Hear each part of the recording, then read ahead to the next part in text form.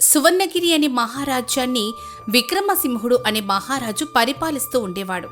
ఆయన చాలా బుద్ధిమంతుడు. కత్తి కంటే బుద్ధిబలం గొప్పదని నమ్మేవాడు. ఆ రాజ్యంలో ధర్మపాలుడు అనే మంత్రి, వీరభద్రుడు అనే సేనాధిపతి ఉండేవారు. విక్రమసింహుడి భార్య రాణి సుమతి కూడా చాలా తెలివైంది. ఒకరోజు ఉదయం దర్బార్ కొలువుదీరి ఉండగా పొరుగు రాజ్యం నుంచి వచ్చిన రామయ్య అనే వజ్రాల వ్యాపారి ఏడుస్తూ మహారాజు పాదాల మీద పడతాడు. దొంగలు పడ్డారు మహారాజా, నా కొంప మునిగింది. మీ పుట్టినరోజు సందర్భంగా మీకు కానుకగా ఇద్దామని నేను ఎన్నో ఏళ్లుగా దాచిపెట్టిన నవరత్నాల హారం తీసుకువచ్చాను. నిన్న రాత్రి మీరు బస చేయటానికి ఇచ్చిన అతిథి గృహంలోనే పడుకున్నాను. కానీ తెల్లవారేసరికి నా పెట్ట పగలుగొట్టి ఉంది. ఆ అద్భుతమైన హారం మాయమైంది ప్రభు, నాకు న్యాయం చెయ్యండి. ఏమంటున్నావు రామయ్య? కోట ఆవరణలో ఉన్న అత్యంత సురక్షితమైన అతిథి గృహంలో దొంగతనం జరిగింది. అసాధ్యం. వీరభద్ర, ఆ అతిథి గృహం చుట్టూ 20 మంది కరుడుగట్టిన సైనికులు పగలు రాత్రి పహారా కాస్తూ ఉంటారు కదా. మరి ఆ హారం ఎలా మాయమయ్యింది? ఒక చీమ కుట్టినా మీకు తెలియాలి కదా. క్షమించండి మహారాజా, నా సైనికులు ఎంతో జాగ్రత్తగా కాపలా కాస్తూ ఉన్నారు. ఆ గదిలోకి ఎవ్వరూ వెళ్ళలేదు, ఎవరూ రాలేదు. ఈ వ్యాపారి చెబుతున్నది అబద్ధమై ఉంటుంది. బహుశా ఆ హారాన్ని ఈయన ఎక్కడో దాచేసి మీ దగ్గర సానుభూతి పొందడానికి ఇలా నాటకమాడుతున్నాడేమో ప్రభు. అయ్యో లేదు మహారాజా, మీ మీద ఒట్టు, నేను ఎలాంటి అబద్ధం ఆడటం లేదు ప్రభు. ఆ హారం విలువ 1,00,000 బంగారు నాణేలు. దయచేసి నన్ను నమ్మండి దొర.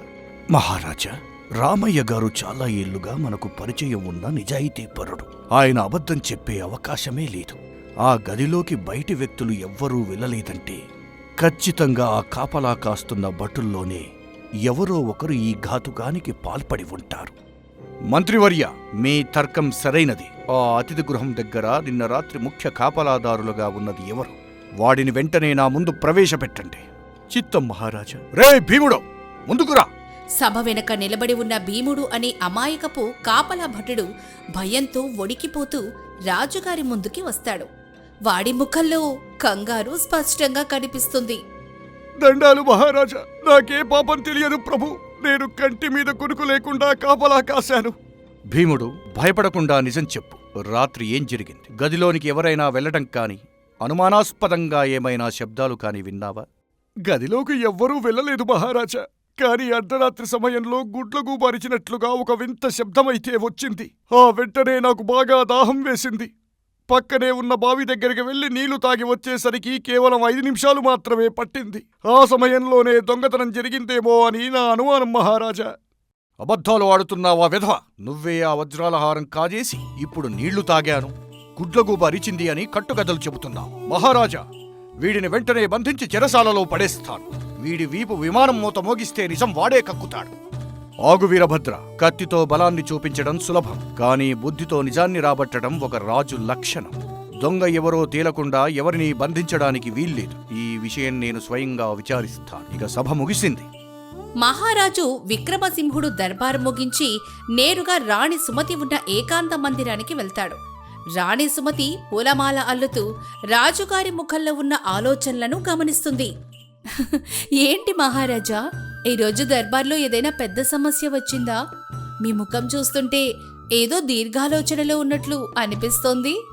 అవును సుమతి, వ్యాపారి రామయ్య తెచ్చిన అపురూపమైన వజ్రాల హారం రాత్రికి రాత్రి అతిథి గృహంలో మాయమయ్యింది. బయటి వాళ్లు ఎవరూ రాలేదని భటుడు చెబుతున్నాడు. భటుడే దొంగని సేనాధిపతి అంటున్నాడు. మహారాజా, 5 నిమిషాల్లో పెట్టె పగలగొట్టి హారం దొంగలించడం సామాన్యుల వల్లైతే కాదు. ఆ గుడ్లగూబ శబ్దం అనేది ఖచ్చితంగా దొంగలు మాట్లాడుకుని రహస్య సంకేతం అయి ఉంటుంది. అంటే ఇదంతా ముందే వేసుకున్న పథకం.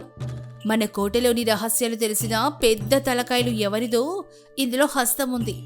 దొంగను పట్టుకోవడానికి మీ దగ్గర ఏదైనా ఆలోచన ఉందా? నా దగ్గర ఒక పన్నాగం ఉంది సుమతి. మనుషుల నోరు అబద్ధం చెబుతుందేమో కాని వాళ్ల మనసులో ఉండే భయం ఎప్పటికీ నిజమే చెబుతుంది. దొంగను వాడి భయంతోనే పట్టుకునే ఏర్పాటు చేస్తాను.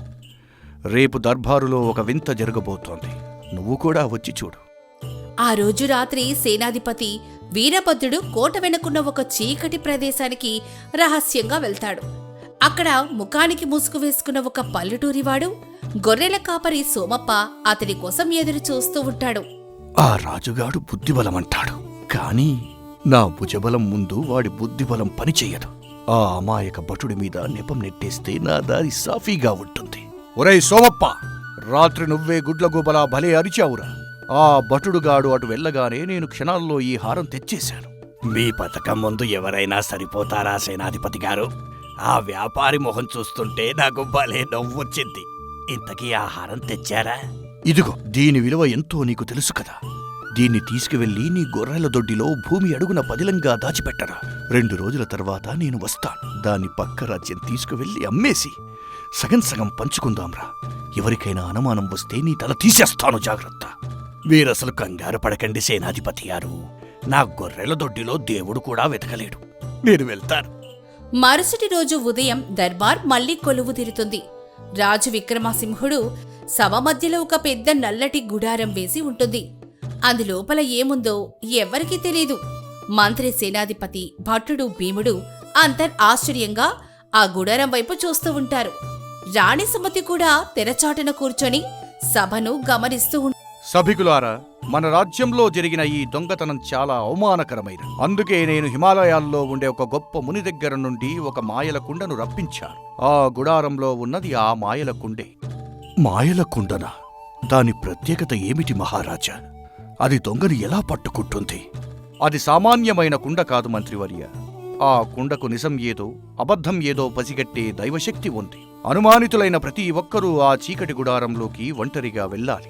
లోపల ఉన్న ఆ మాయా కుండ మీద మీ కుడిచేయి పెట్టి నేను దొంగను కాను అని ప్రమాణం చెయ్యాలి. తప్పు చేయని వాళ్లు ఆ కుండను ముట్టుకుంటే ఏమీ కాదు. కాని దొంగ గనక ఆ కుండను ముట్టుకుంటే ఆ కుండ వాడి చెయ్యి గట్టిగా పట్టుకుంటుంది. వాడు ఎంత లాగినా సరే చెయ్యి మాత్రం బయటికి రాదు. మహారాజు మాటలు వినగానే సభలో ఉన్న వాళ్ళందరికీ ఆశ్చర్యం, భయం ఒక్కసారి పుడతాయి. భటుడు భీముడు అమాయకంగా దేవుడికి దండం పెట్టుకుంటాడు. మంత్రి ధర్మపాలుడు ఆశ్చర్యంగా చూస్తుంటాడు. కాని సేనాధిపతి వీరభద్రుడి గుండెల్లో మాత్రం భయం మొదలవుతుంది. చెమటలు పడతాయి. అదేంటి అలా పట్టుకుంటుంది? మహారాజు గారికి ఇలాంటి శక్తులు ఉన్న మునులు పరిచయం ఉన్నారా? నేనే గనుక ఆ కుండను ముట్టుకుంటే అది నా చెయ్యి పట్టుకుంటుందేమో. సభలో అందరి ముందు నా పరువు పోతుంది. మహారాజు నన్ను ఉరితీస్తాడు. లేదు, నేను ఆ కుండను అస్సలు ముట్టుకోకూడదు. ఆ గుడారంలో చీకటిగా ఉంది కదా, నేను ముట్టుకోకుండానే ముట్టుకున్నాను అని నాటకాన్ని ఆడుతాను. ఆ రాజుగాడికి ఏం తెలుస్తుందిలే. ముందుగా కాపలా భటుడు భీముడు వెళ్లి ప్రమాణం చెయ్యాలి. వెళ్ళు భీముడు. భీముడు భయంగా ఆ చీకటి గుడారంలోకి వెళ్తాడు. కాసేపటికి బయటకొస్తాడు. అతని ముఖంలో భయం లేదు, ప్రశాంతంగా ఉంటాడు. ఆ తర్వాత మంత్రి ధర్మపాలుడు వెళ్తాడు. ఆయన కూడా ప్రమాణం చేసి బయటకొస్తాడు. ఇప్పుడు సేనాధిపతి వీరభద్రుడి వంతు వస్తుంది. వీరభద్ర, ఇప్పుడు నీ వంతు. వెళ్ళి ఆ మాయల కుండ మీద చెయ్యి పెట్టి ప్రమాణం చెయ్యి. వీరభద్రుడు పైకి గంభీరంగా నటిస్తూనే లోపల వడికిపోతూ గుడారంలోకి వెళ్తాడు. లోపల కటిక చీకటిగా ఉంటుంది. మధ్యలో ఒక కుండ కనిపిస్తూ ఉంటుంది. అమ్మో, ఆ కుండను చూస్తుంటే ఏదో వింత శక్తి ఉన్నట్టు ఉంది. నేను దీని దరిదాపుల్లోకి కూడా వెళ్ళను. కాసేపు ఇక్కడే నిలబడి బయటికి వెళ్ళిపోతాను. అప్పుడు ఆ రాజుగాడు నన్ను ఏమీ చెయ్యలేడు. వీరభద్రుడు కుండకు కొంచెం దూరంగా నిలబడి ఏమీ ముట్టుకోకుండానే బయటకు దర్జాగా వస్తాడు. మహారాజా, నేను ప్రమాణం చేశాను. కుండ నా చెయ్యి పట్టుకోలేదు. చూశారా, నా నిజాయితీ నిరూపణ అయింది. ఖచ్చితంగా ఆ భటుడుగాడే దొంగ. అలాగా వీరభద్ర, చాలా సంతోషం. సరే, ఇప్పుడు గుడారంలోకి వెళ్లిన మీ ముగ్గురు మీ కుడి చేతులను సభవైపు తిప్పి పైకెత్తండి. ముగ్గురు తమ కుడి చేతులు పైకెత్తుతారు. సభలో ఉన్న వారంతా ఆశ్చర్యపోతారు. భీముడి చేతికి, మంత్రి ధర్మపాలుడి చేతికి నల్లటి మసి అంటుకుని ఉంటుంది. కాని సేనాధిపతి వీరభద్రుడి చెయ్యి మాత్రం ఎలాంటి మసి లేకుండా చాలా శుభ్రంగా ఉంటుంది. వీరభద్రుడికి ఏమీ అర్థం కాదు. ఇదేంటి మహారాజా, వాళ్ళ చేతులకు మసి ఎందుకు అంటుకుంది? నా చెయ్యి ఎందుకు శుభ్రంగా ఉంది? ఎందుకంటే వీరభద్ర, ఆ గుడారంలో ఉన్నది అద్భుత శక్తులు ఉన్న మాయల కుండ కాదు. అది వంటగదిలో వాడే ఒక మామూలు పాత మట్టి కుండ. కాకపోతే ఆ కుండ చుట్టూ నేను దట్టంగా నల్లటి మసిపోయించాను. తప్పు చేయని భీముడు, మంత్రి ధర్మపాలుడు భయం లేకుండా నిజాయితీగా ఆ కుండ మీద చెయ్యి పెట్టి ప్రమాణం చేశారు. అందుకే వాళ్ల చేతులకు మసి అంటుకుంది. కానీ నువ్వు దొంగవు కాబట్టి ఆ కుండ ఎక్కడ నీ చెయ్యి పట్టుకుంటుందో అన్న భయంతో దాన్ని ముట్టుకోకుండానే నాటకమాడావు. మనుషుల నోరు అబద్ధం చెబుతుందేమో కాని వాళ్ళ భయం ఎప్పటికీ నిజమే చెబుతుంది. దొంగవు నువ్వే. భటులారా, వీడిని బంధించండి. రాజుగారి తెలివితేటలకు సభలో ఉన్న వారంతా జయ జయధ్వానాలు చేస్తారు. రాణి సుమతి తెరచాటు నుంచి సంతోషంగా చూస్తుంది. భటులు వీరభద్రుని చుట్టుముడతారు. నమ్మక ద్రోహి, రాజ్యాన్ని కాపాడాల్సిన నువ్వే ఇలాంటి దొంగతనానికి పాల్పడతావా? అవును, దొంగను నేనే. అయితే ఏంటిప్పుడు? ఆ కుండ నాటకంతో నేను దొంగను అని నిరూపించావు సరే, కానీ ఆ వజ్రాల హారం ఎక్కడ ఉందో నేను చెప్పే వరకు ఎవరికీ తెలియదు. భూమి బద్దలైనా నేను ఆ రహస్యం చెప్పను. ఆ హారం లేకుండా నా నేరం నిరూపించలేవు. దమ్ముంటే ఆ హారం ఎక్కడుందో కనుక్కో. వీరభద్ర, నా కుండ నాటకం నిన్ను పట్టుకోవడానికి మాత్రమే కాదు, నీ అహంకారాన్ని దెబ్బతీయటానికి కూడా. ఆ హారం ఎక్కడుందో వెతికే పని నాకు లేదు, ఎందుకంటే ఆ హారం అప్పటికే నా దగ్గరకు వచ్చేసింది. సోమప్ప, లోపలికి రా. సభలోకి ముసుగు తీసేసిన పల్లెటూరి గొర్రెల కాపరి సోమప్ప వస్తాడు. అతని చేతిలో ఆ వజ్రాల హారం ఉంటుంది. సోమప్పను చూడగానే వీరభద్రుడి గుండె ఆగిపోయినంత పనవుతుంది. సోమప్ప, నువ్వు నా వానివి కదరా? నన్ను మోసం చేశావా? నేను మీ వాడిని కాదు సేనాధిపతి గారు. నేను మహారాజు గారి రహస్య గుడాచారిని. మీరు దొంగతనాలకు పాల్పడుతున్నారన్న అనుమానంతో మహారాజు గారే నన్ను ఈ పల్లెటూరి వేషంలో మీ ముఠాలోకి ప్రవేశపెట్టారు. మీరు నాకు ఇచ్చిన ఈ హారాన్ని నేను నేరుగా తీసుకువచ్చి రాత్రే రాణిగారికి అప్పగించాను. మీ ఆట కట్టింది. మహారాజా, మీ తెలివితేటలకు, మీ ధర్మానికి నా కృతజ్ఞతలు. నా ప్రాణం కాపాడారు. మీరు నిజంగా దేవుడు ప్రభు. చూశావా వీరభద్ర, అధికార గర్వంతో కళ్ళు మూసుకుపోతే పక్కనే ఉన్న శత్రువును కూడా మిత్రుడు అనుకుంటారు. నిన్ను చంపటం నాకు క్షణకాలం పని, కానీ నా రాజ్యంలో రక్తం పారడం నాకు అస్సలు ఇష్టం లేదు. భటులారా, ఈ ద్రోహి వీరభద్రుడి మీద ఉన్న రాజముద్రలు తొలగించండి. ఇతని ఆస్తులన్నీ జప్తు చేసి ఖజానాలో కలపండి. వీడిని మన రాజ్య పొలిమేరలు దాటించి శాశ్వతంగా దేశ బహిష్కరణ చేయండి. మళ్ళీ ఈ రాజ్యంలో అడుగు పెడితే ఉరిశిక్ష పడుతుందని అతనికి చెప్పండి. భటులు వీరభద్రుని అవమానకరంగా బయటకు లాక్కెళ్తారు. అమాయకుడైన భీముడికి రాజుగారు 1000 బంగారు నాణాలు బహుమతిగా ఇస్తారు. తెలివైన సోమప్పను కొత్త సేనాధిపతిగా ప్రకటిస్తారు. రాణి సుమతి సంతోషంగా దర్బార్లోకి వస్తుంది.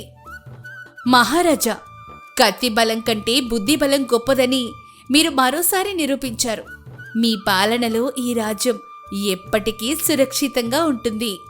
అబద్ధం చెప్పి ఎంత దూరం పారిపోయినా నిజమేదో ఒకరోజు వెనకాల వచ్చి పట్టుకుంటుంది.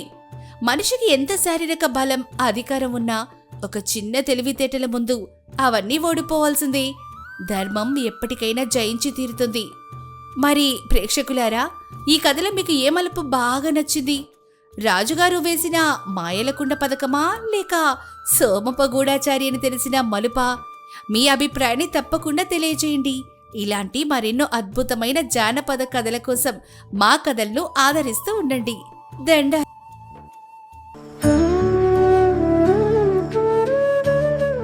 వాణి స్టోరీస్. చంద్రగిరి రాజ్యాన్ని సూర్యవర్మ అనే మహారాజు పరిపాలిస్తూ ఉంటాడు. ఆ రాజ్యం ఎంతో సుభిక్షంగా ఉంటుంది. ఆ రాజ్యంలో అత్యంత విలువైన సూర్యహారం అంటే అదొక పెద్ద వజ్రాల హారం కోటలోని రహస్య గదిలో భద్రంగా ఉంటుంది. ఆ హారం రాజుగారి పూర్వీకులు దేవుడి ప్రసాదంగా భావించి ఒక పవిత్రమైన వస్తువు. ఒకరోజు ఉదయం ఆ గది తలుపులు తెరిచేసరికి ఆ హారం మాయమవుతుంది. ఈ విషయం ముందుగా మహారాజుకి మరియు మంత్రి ధర్మకీర్తికి మాత్రమే తెలుస్తుంది. కోటలోని మహారాజు గారి ఏకాంత మందిరంలో రాజుగారు ఎంతో ఆవేదనగా అటు ఇటు నడుస్తూ ఉంటారు. మంత్రి ధర్మకీర్తి, చూశారా ఎంతటి ఘోరం జరిగిందో? నా గుండె ఆగిపోయినంత పనయ్యింది. ఆ సూర్యహారం కేవలం ఒక నగ మాత్రమే కాదు, మా వంశపు గౌరవం, ఆ దేవుడి ఆశీర్వాదం. 10 అంచెల కాపలా ఉన్న ఆ రహస్య గదిలోకి వెళ్లి దాన్ని దొంగిలించేంత సాహసం ఎవరికి వచ్చింది అంటారు? నాకెందుకో మన కాపలా వాళ్ల మీదే నమ్మకం పోతుంది. మహారాజా, దయచేసి మీరు శాంతించాలి. మీరు ఆందోళన పడితే శత్రువులకు బలం చేకూరుతుంది. ఆ రహస్య గది తాళం చాలా బరువైంది. దాన్ని పగలగొట్టకుండా ఒక వస్తువు మాయమైందంటే ఆ దొంగ ఖచ్చితంగా మన కోటలోని వాడే అయి ఉంటాడు. అసలు ఆ రహస్య గది ఎక్కడుందో బయట వ్యక్తులకి తెలిసే అవకాశమే లేదు మహారాజా.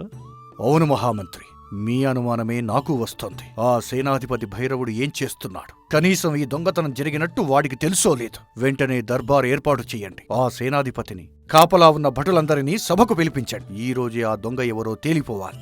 మహారాజు గారి ఆజ్ఞ ప్రకారం కోటలో వెంటనే దర్బారు ఏర్పాటు చేస్తారు. సభలో గంభీరమైన వాతావరణం నెలకొంటుంది. మహారాజు కోపంగా సింహాసనం మీద కూర్చొని ఉంటాడు. సభలో అందరూ భయంతో నిశ్శబ్దంగా ఉంటారు. ఏంటి సేనాధిపతి ఇదంతా? మన కోటలో 10 అంచెల భద్రత దాటుకుని ఆ చీకటి రహస్య గదిలోకి వెళ్లి మన వంశ పరువు లాంటి ఆ సూర్యహారాన్ని ఎత్తుకుపోయేంత ధైర్యం ఎవరికి వచ్చింది? అసలు మీ కాపలాదారులు ఏం చేస్తున్నారు? వాళ్లకు జీతాలు ఇస్తున్నది నిద్రపోవటానికే? ఆ హారం పోవడం అంటే నా ప్రాణం పోయినట్టు. ఈ సాయంత్రం లోపు ఆ దొంగ ఎవరో నా ముందుకు రాకపోతే కాపలా ఉన్న భటులందరినీ రాజ్య బహిష్కరణ చేస్తాను. క్షమించండి మహారాజా, దయచేసి శాంతించండి. కాపలాదారులు ఎవరూ నిద్రపోలేదు మహారాజా. వాళ్ళు రాత్రంతా కళ్ళప్పగించి పహారా కాశారు. రాత్రి ఆ గదివైపు ఎవరూ వెళ్ళలేదు కూడా. కానీ ఆ గదిని శుభ్రం చేసే పని మనిషి సీత మాత్రం ఉదయాన్నే అందరికంటే ముందు అటువైపు వెళ్ళింది. నా అనుమానమంతా ఆ సీత మీదే మహారాజా. అది ఖచ్చితంగా ఆ పని మనిషి పని. ఆమెకు పేదరికం ఎక్కువ, ఆశ కూడా ఎక్కువ. అయ్యో లేదు మహారాజా, నాకేం తెలీదు. నేను గడిచిన 10 ఏళ్లుగా ఈ కోటలో ఊడుస్తున్నాను. నేను రోజులాగానే ఈ రోజు ఉదయాన్నే నా చీపురు తీసుకుని ఊడవడానికి వెళ్ళాను. అప్పటికే ఆ గది తలుపులు తీసున్నాయి. ఆ గదిలోకి వెళ్లే ధైర్యం నాకెక్కడిది మహారాజా. నేను ఆ హారాన్ని నా కంటితో కూడా చూడలేదు. నన్ను నమ్మండి. నా ఇంట్లో పసిపిల్లలున్నారయ్యా. నన్ను అన్యాయంగా శిక్షించకండి మహారాజా.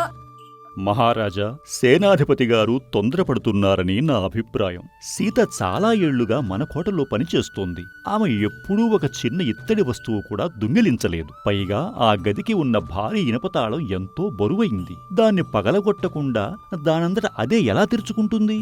ఒక సాధారణ పని మనిషికి ఆ తాళం పగలగొట్టే శక్తి ఎక్కడిది? దీని వెనుక ఏదో పెద్ద కుట్ర ఉండి ఉంటుంది మహారాజా. మనం కాస్త లోతుగా విచారణ జరిపించాలి. మంత్రిగారు, దొంగలు ఎప్పుడూ నా నుదిటి మీద దొంగ అని రాసుకొని తిరగరు. ఈ సీత కన్నీళ్లు మొహం చూసి మీరు మోసపోతున్నారు. పేదవాళ్లకు డబ్బు మీద ఆశ పుడితే ఎంతటి సాహసమైనా చేస్తారు. మహారాజా, నాకు అనుమతివ్వండి. ఈమె వీపు మీద నా భటుల చేత 4 దెబ్బలు వేయిస్తాను. అప్పుడు ఆ హారం ఎక్కడ దాచిపెట్టిందో, ఎవరికి అమ్మిందో ఇట్టే నిజం కక్కేస్తుంది. దొంగలని మాటలతో కాదు, భయంతో అడగాలి. ఈ సేనాధిపతి గారు ఎప్పుడూ ఇంతే. ముందు వెనక ఆలోచించకుండా అసలు దొంగను వదిలేసి అమాయకుల్ని బలి చేస్తుంటారు. ఆ సీతమ్మ చేతులు చూస్తే ఎంత సన్నగా ఉన్నాయో. ఆ గది తాళం కనీసం పైకి ఎత్తడానికి కూడా ఆవిడికి బలం సరిపోదు. పైగా ఆ తాళం పగల్లేదంటే ఎవరో నకిలీ తాళం చెవితోనే తీశారు. కోట తాళాలు ఎలా ఉంటాయో ఒక పని మనిషికి ఎలా తెలుస్తుంది? ఇది ఖచ్చితంగా కోటలో తిరిగే పెద్దవాళ్ల పనే.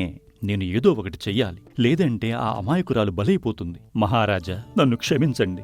నేను ఒక సామాన్య కాపలా భటుడిని. పెద్దల మధ్యలో నేను మాట్లాడడం అపరాధమే. కానీ మీరు అనుమతిస్తే ఒక చిన్న మాట చెబుతాను.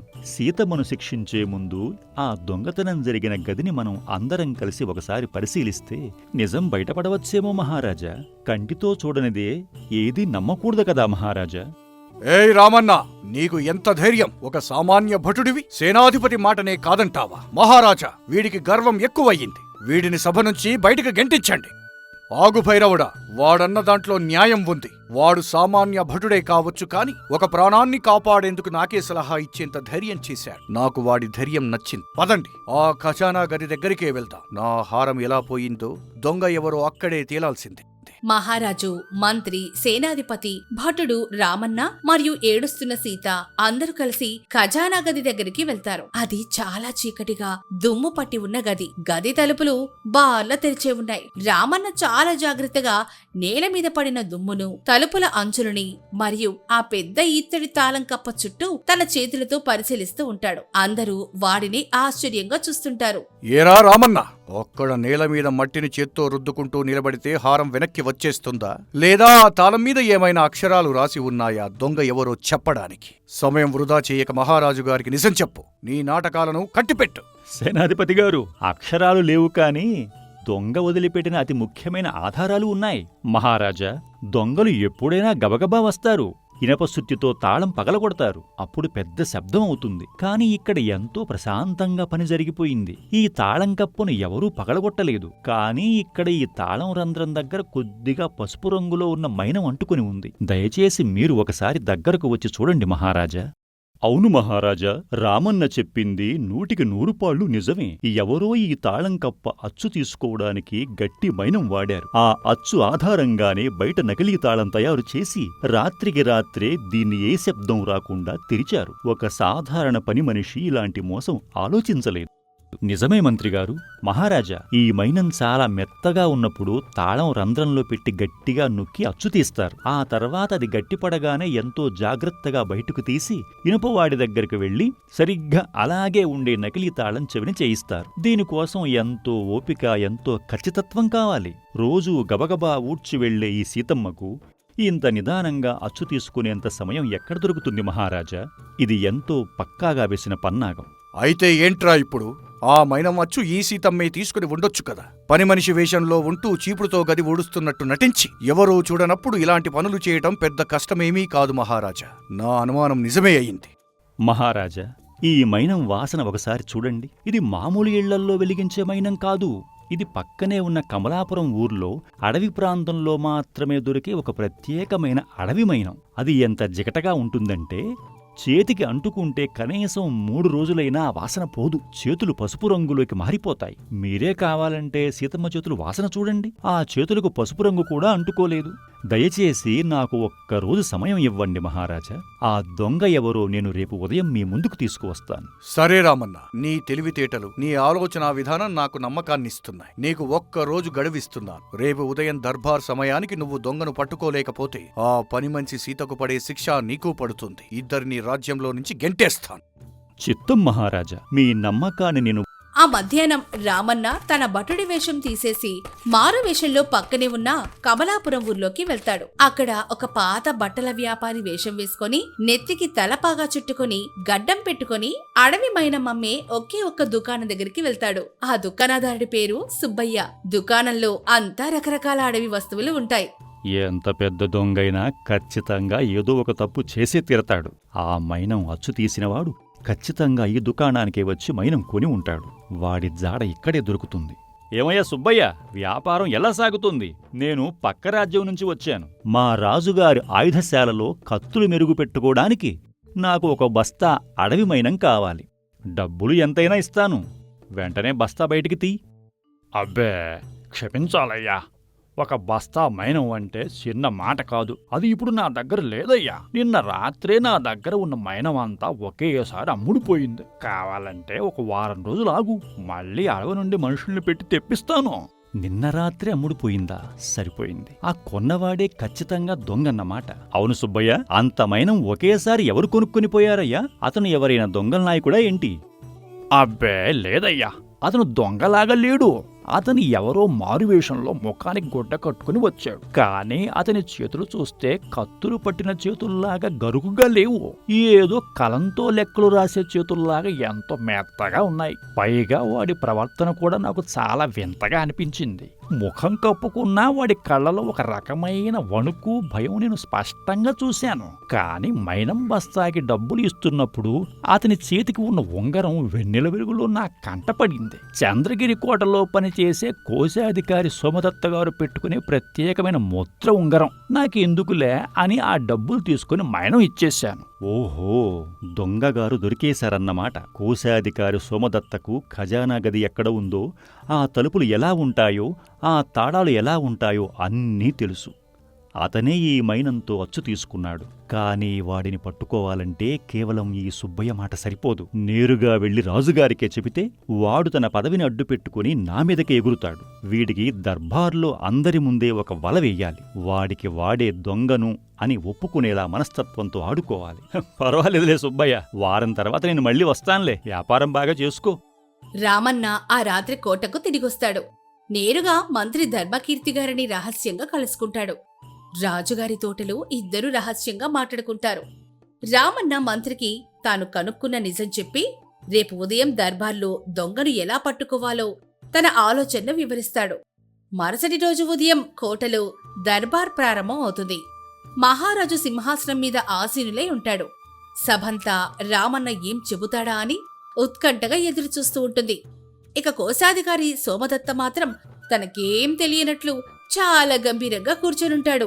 ఏరా రామన్న, నీకు ఇచ్చిన ఒక్కరోజు గడువు ముగిసింది. దొంగను పట్టుకున్నావా, లేక నిన్ను ఆ పని మనిషిని రాజ్యంలో నుంచి వెళ్ళగొట్టమంటావా? నీ జవాబు కోసం నా సభ ఎదురుచూస్తూ ఉంది. మహారాజా, దొంగను నేను పట్టుకోవాల్సిన అవసరం లేదు. నేను అడవుల వెంట ఊళ్ల వెంట వెతకాల్సిన పనీ లేదు. దొంగ ఈ దర్బార్లోనే మన అందరి మధ్యే సగర్వంగా కూర్చుని ఉన్నాడు. కానీ ఆ దొంగకు ఒక విషయం తెలియదు. ఆ సూర్యహారానికి ఒక భయంకరమైన శాపం ఉంది మహారాజా. అది బహుశా దొంగకే కాదు, ఇక్కడ ఉన్న ఎవరికీ తెలియకపోవచ్చు. శాపమా? ఏంటి రామన్న, దొంగ దొరక్కపోయేసరికి దయ్యాలు శాపాలు అంటూ కట్టుకథలు చెప్తున్నావా? నీ నాటకాలు కట్టిపెట్టి అసలు దొంగ పేరు చెప్పు. రాజుగారి సమయం వృధా చెయ్యం. ఇది కట్టుకథ కాదు మహారాజా. ఆ సూర్యహారం దేవుడి ప్రసాదం. దాన్ని ఎవరైతే దొంగలిస్తారో లేదా చెడు ఉద్దేశంతో చేత్తో తాకుతారో వాళ్ల వీపు మీద మరునాటి రోజు ఉదయానికి ఒక చిన్న తెల్లటి మచ్చ పడుతుంది. ఆ తెల్లటి మచ్చ పడిన వెంటనే చర్మం మీద వేడినెత్తురు ఉడుకుతున్నట్లు అనిపిస్తుంది. ఆ మచ్చ మొదటి రోజు చిన్న చీమ కుట్టినట్టు అనిపిస్తుంది. ఆ తర్వాత అది విపరీతంగా మంటగా మారుతుంది. ఆ మచ్చ చూస్తే ఇతరుల కళ్ళు కూడా పోతాయి అన్నంత భయంకరమైంది ఆ దేవుడి శాపం. ఆ మచ్చ పడిన వారం రోజుల్లో వాళ్ళు తమ ప్రాణాలు కూడా కోల్పోతారు. ఏ వైద్యుడు ఆ మచ్చను చెరిపేయలేడు. ఆ తెల్లటి మచ్చ ఇప్పుడు ఈ సభలో ఉన్న దొంగ వీపు మీద ఖచ్చితంగా ఉండి తీరుతుంది మహారాజా. అమ్మో, శాపమా? తెల్లటి మచ్చ? వేడినెత్తురు ఉడుకుతుందా?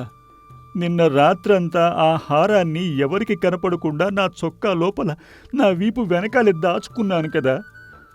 ఒకవేళ వీడు చెప్తున్నది నిజమే అయితే నిజంగానే నా వీపు మీద ఆ తెల్లటి మచ్చ ఈ పాటికే పడిపోయిందేమో. అవును, నా వీపు మీద నిజంగానే మంట పుడుతున్నట్లుంది. నా బట్టల్లోపు ఏమవుతుందో నాకు కనిపించడం లేదు కదా.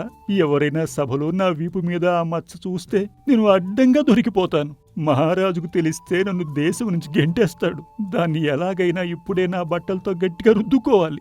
ఎవరికీ అనుమానం రాకుండా చేసుకోవాలి. కోశాధికారి సోమదత్త భయంతో విలవిలలాడిపోతాడు. ఎవరూ చూడట్లేదనుకొని తన కుడి చేతిని నెమ్మదిగా వెనక్కి పోనిచ్చి తన వీపును గట్టిగా కంగారుగా రుద్దుకోవడం మొదలు పెడతాడు. అతని ముఖమంతా భయంతో ఎర్రబడిపోతుంది. నుదుటి మీద చెమటలు పడతాయి. దీనంతా రామన్న చాలా నిశితంగా నవ్వుకుంటూ గమనిస్తుంటాడు. మహారాజా, దొంగ ఎవరో ఇట్టే దొరికేశాడు. ముందు మీ కోశాధికారి సోమదత్త గారిని ఒకసారి వారి వీపును రుద్దుకోవడం ఆపమనండి. ఆ శాపం మచ్చను ఆయన ఇక్కడే తుడిచేసుకునేలా ఉన్నాడు. సోమదత్త, నీ వీపు మీద మచ్చ ఏమైనా ఉందా ఏమిటి? సభ తిరుగుతుంటే నువ్వు ఎందుకు అలా వెనక్కి చెయ్యి పెట్టి రుద్దుకుంటున్నావు? నీ మొహంలో ఆ భయం ఏమిటి? ఎందుకలా వణుకుతున్నావు? ఏమీ లేదు మహారాజా. నా వీపు మీద ఎలాంటి మచ్చ లేదు. వీపు మీద ఏదో దోమ కుట్టినట్టు అనిపిస్తే గీక్కుంటున్నాను మహారాజా. వాడే ఆ పని మనిషి సీతను రక్షించడానికి పనిగట్టుకుని నా మీద లేనిపోని నింద వేస్తున్నాడు. నా మీద మీకు నమ్మకం లేదా మహారాజా? నాలాంటి వాడిని అనుమానిస్తారా? మహారాజా, క్షమించండి. నేను చెప్పిన శాపం, వీపు మీద తెల్లటి మచ్చ, నెత్తురు ఉడగటం ఇదంతా పచ్చి అబద్ధం. ఆ సూర్యహారానికి ఎలాంటి శాపాలూ లేవు. కాని తప్పు చేసిన వాడి మనసులో ఎప్పుడూ ఒక భయం ఉంటుంది మహారాజా. అదే వాడికి అసలైన శాపం.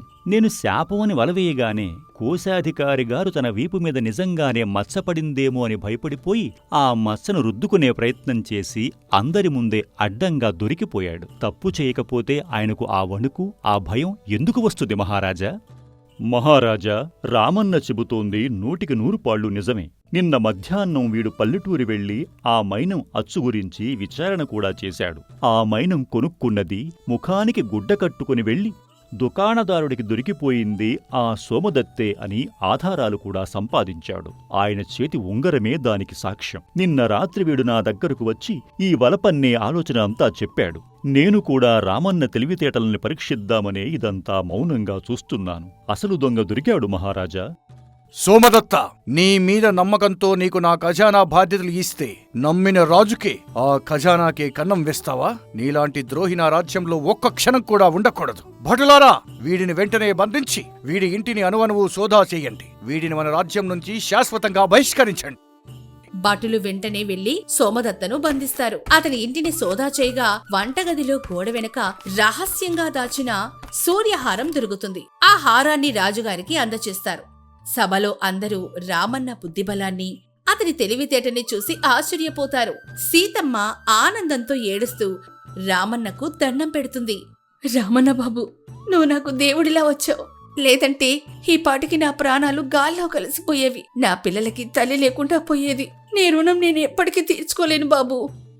రామన్న, నువ్వొక సామాన్య భటుడివి అయినా సరే మా ఇద్దరికంటే చాలా చురుకుగా పనిచేసింది. నువ్వు లేకపోతే ఈరోజు ఒక అమాయకురాలైన పని మనిషికి అన్యాయంగా దేశ బహిష్కరణ శిక్ష పడేది. నా వంశపు పరువు కూడా పోయేది. నీ తెలివితేటలను నేను నిజంగా మెచ్చుకుంటున్నాను. నేను మనుషుల్ని తప్పుగా అంచనా వేశాను. నన్ను క్షమించండి మహారాజా, నన్ను క్షమించు రావణ్. నేను కేవలం కంటికి కనిపించిన దాన్ని బట్టి ఆధారాలు లేకుండా తొందరపడి ఒక పేద మనిషి మీద నింద వేశాను. రామన్న ఆలోచించినంత సూక్ష్మంగా, వివేకంతో నేను ఆలోచించలేకపోయాను. ఒక సామాన్య భటుడు కూడా ఎంత గొప్పగా ఆలోచించగలడో రామన్న, నువ్వు నా కళ్లను తెరిపించావు. వినండి సభాసదులారా, ఈ రోజు నుంచి రామన్న ఒక సామాన్య కాపలా భటుడు కాదు. ఈ కోటలోని అంతర్గత భద్రతా విభాగానికి ప్రధాన అధికారి. ఇది నా శాసనం. ఇకపై కోటలో ఏ చిన్న దొంగతనం జరిగినా విచారణ చేసే బాధ్యత రామన్నదే. మహారాజా, మీ దయకు, మీ నమ్మకానికి నా అనంతకోటి ధన్యవాదాలు. ఈ రాజ్యానికి మీకు తుదిశ్వాస వరకు నిజాయితీగా సేవ చేయడమే నా బాధ్యత. అబద్ధం చెప్పి ఎంత దూరం పారిపోయినా మనసులోని భయం ఎప్పటికైనా నిజాన్ని బయట పెడుతుంది. ఏ సమస్యనైనా కండబలంతో, తొందరపాటుతో కాకుండా బుద్ధిబలంతో, సహనంతో ఆలోచిస్తే ఇట్టే పరిష్కారం దొరుకుతుంది. మనం ఎదుటివారిని వారి స్థాయిని బట్టి తక్కువ అంచనా వేయకూడదు. మరి ప్రేక్షకులారా, ఈ కథలో మీకు ఏ మలుపు బాగా నచ్చింది? రామన్న మైనమాధారంతో పల్లెటూరికి వెళ్లడమా, లేక దర్బార్లో వీపు మీద మచ్చ అని అబద్ధం చెప్పి దొంగను భయపెట్టడమా? కింద మీ అభిప్రాయాన్ని తెలియజేయండి. ఇలాంటి మరెన్నో జానపద కథల కోసం మన కథల వేదికను అనుసరించండి. ధన్యవాదాలు.